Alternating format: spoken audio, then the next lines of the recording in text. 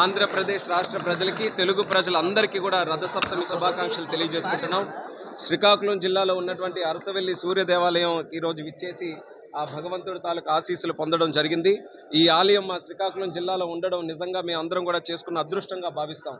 కేవలం మన జిల్లా మన రాష్ట్రం నుంచే కాదు, ఇతర రాష్ట్రాల నుంచి ఇతర దేశాల నుంచి కూడా ఈరోజు ఈ ఆలయంకి విచ్చేసి రథసప్తమి నాడు ప్రత్యేకంగా సూర్య భగవానుడి తాలూకు ఆశీస్సులు పొందడం అనేది ఆనవాయితీగా మనం ప్రతి సంవత్సరం కూడా చూస్తూ వస్తున్నాం. ఈరోజు కూడా సుమారు 1,00,000 మంది పైగా భక్తులు ఈ యొక్క ఆలయానికి కూడా రాబోతున్నారు. కాబట్టి అధికారులకి అప్రమత్తంగా ఉంటూ ఎవ్వరికి కూడా ఏ భక్తులకి కూడా ఎటువంటి ఇబ్బందులు లేకుండా ఈరోజు అన్ని సౌకర్యాలతో ఈ కార్యక్రమాన్ని ముందు కొనసాగించవలసిందిగా ఆమెకు కూడా సూచిస్తున్నాం. మా వంతు కూడా సహకారం అందిస్తాం. మరి ముఖ్యంగా ఈ యొక్క రథసప్తమి అంటే సూర్యుడి తాలూకా జన్మదినం లాంటిది. ఈ రోజు నుంచి సూర్యుడి తాలూకా వేడి కూడా ఆ ప్రభావం కూడా ఎక్కువగా ఉంటుంది. మరి అలాగే రాష్ట్రంలో కూడా వేడి మొదలైంది. ఏది ఎన్నికల తాలూకా వేడి. ఈ ఎన్నికల తాలూకా వేడిలో కూడా ఈ సూర్య భగవానుడు రాష్ట్ర ప్రజలందరికీ కూడా మంచి ఆలోచనలు కలగజేసి, ఎందుకనంటే రాబోతున్నటువంటి ఎన్నికలు 5 సంవత్సరాలు మన రాష్ట్రం ఎలా ఉండబోతుంది, దేశం ఎలా ఉండబోతుందో నిర్ణయించేటటువంటి ఎన్నికలు. కాబట్టి మంచి బుద్ధిని ప్రసాదించి మంచి ఆలోచనలతో మంచి నాయకుల్ని మంచి ప్రభుత్వాలని ఎన్నుకునే విధంగా ఆ భగవంతుడు అందరికీ కూడా ఆశీర్వదించాలని కోరుకుంటున్నాను.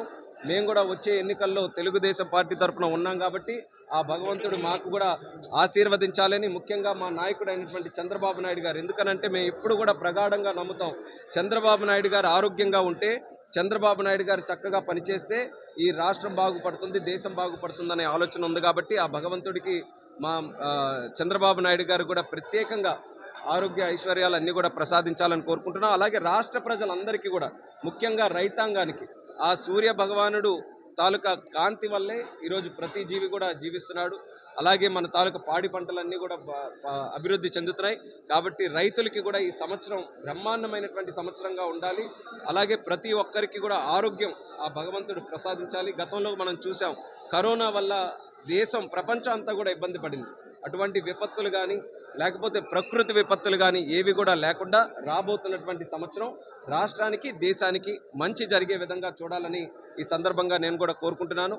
ఒక పక్కన మొన్నే చూసాం, అయోధ్యలో రామాలయం కూడా ప్రారంభోత్సవం జరిగింది. ఇలా సనాతన ధర్మానికి మన తాలూకా హైందవ ధర్మానికి కూడా పెద్దపీట వేస్తూ మరి నరేంద్ర మోదీ గారు కూడా చేస్తున్నటువంటి కార్యక్రమాలు ఈరోజు భారతదేశానికి కూడా ఒక కొత్త రూపాన్ని అందించడం అనేది నిజంగా ప్రతి ఒక్క భారతీయుడు కూడా గర్వకారణంగా ఫీల్ అవుతున్నారు.